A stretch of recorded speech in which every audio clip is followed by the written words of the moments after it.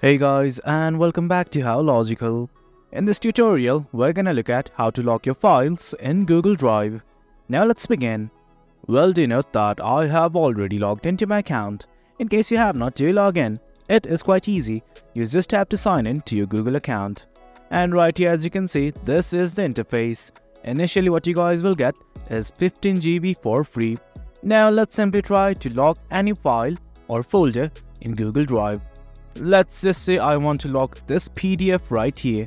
I'm just gonna right click on it, or what you can do is click on these three dots at the top right, and this will open up. Well, from here, here's open with, download, rename, make a copy and everything.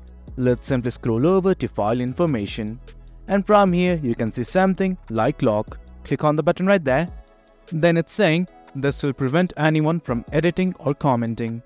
Editors can unlock the file. Now let's simply hit on the lock button right here. And guys, that is it. That is how you lock a file or a folder in Google Drive. In case you want to unlock it, simply follow the same process as before. Click on these three dots, and from here go to file information, and finally unlock. And guys, that is it. That is the gist of it. Hope you guys found this video informative, and for more content like this, do remember to hit like, share and subscribe. Your support fuels us. Until next time, thank you.